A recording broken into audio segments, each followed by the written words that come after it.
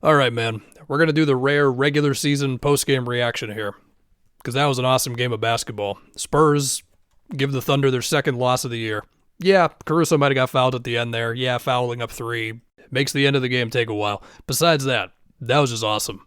A statement win by the Spurs, and one of the perks of being statistically on track to being one of the best teams of all time is when you lose and when it's the only game on national TV, we talk about it. And also, if you are searching for any signs of at least the Thunder having a suspenseful playoffs and not just running through the whole playoffs on everybody, some things that they had to overcome in the Pacers series as well as the Nuggets series, yes, we know what happened to Hallie in Game 7. Popped up a little bit in this game in the middle of December. I have nothing against OKC, but also we want a suspenseful playoffs. And, well, for one, obviously the Spurs with Wemby, the amount of plays where you've got the OKC defense doing what they do, it's just hands and tough rotations, and just anybody can switch onto anybody. It's J-Dub fighting for his life on Wemby, knocking the ball loose. It doesn't matter. He's going to get it back anyway. Now you're fouling him. Caruso swats it away. Then it becomes an insane fadeaway long two, or anybody else. That's just a turnover for OKC. They're going the other way. The fadeaway two over Chet.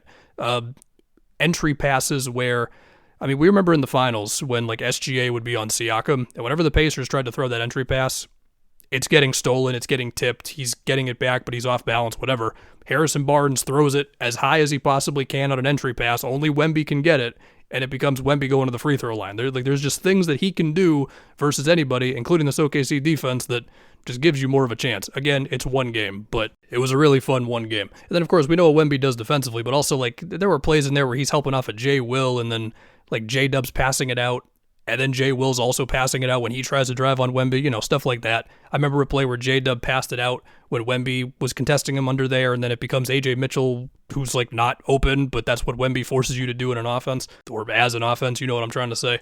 We'll talk Castle and Fox and the whole thing.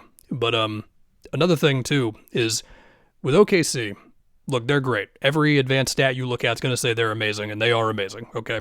But if you can not turn the ball over a million times, the Spurs did still have 19 turnovers, so I'll just say not too many times. And if you can turn it into a bit more of a rock fight late in the fourth quarter, they can be susceptible to plays where nothing really happens on offense. And if you add in some switching defense in there as well, down the stretch of that game, there were, 3 or 4 plays at least of J-Dub or SGA taking a contested jumper where there just weren't a whole lot of passes. One was out of a timeout, and SGA just got the Wemby switch, and he just went up right for the three. It's well, okay. Another where Castle had amazing defense on J-Dub for a fadeaway too, where again, not really much of a pass. And that's the only chance you've got to beat in these guys. That, and you get lucky where they miss some of their open shots, because you have to dare them from outside. That's the only other option you got. Yeah, they were 9 for 37 from outside, and there were possessions there of Castle playing good one-on-one defense on SGA. And can we talk about Stephon Castle? Really, this can extend to him and the whole Spurs team here, where the amount of plays they were making, in the middle of that OKC defense, where it's Fox Cornet screen, where Fox made a couple of baskets with Chet or Ihart, and anybody on OKC helping as they do with their defense. Castle, similar thing. There was this one really, really tough finish over Ihart, who had a really good contest on him. Anything as simple as just running a screen at the top of the key to get in the middle of the floor versus this OKC defense can be very, very difficult to damn near impossible at times for teams. Or Champagny getting a drive on Chet when Chet was kind of ignoring him for half a second as he was trying to help off of him in the corner, and then Champagny's middle of the floor, Vassell 3, just simple plays in a row as opposed to just coughing the ball up against OKC and then they're out and running, and before you know it, you're down 25 points. It was a great time. I'm sure I'm missing something in there. The threat of Wemby also just opened up stuff. They ran this little Wemby Castle off-ball screen thing at the free throw line, and then Kaysen helped a little too much, and then Fox got an open 3 with a nice pass from Barnes. Anyway, it's enough of random plays that happened. It was a fun basketball game.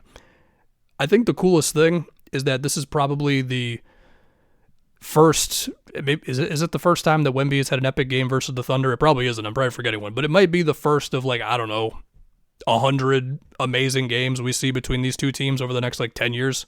A lot of the complementary players for both sides are going to shuffle in and out, but the big names are going to be here the whole time. Also, Fox with that crossover step back 3 on Kaysen, that was nasty.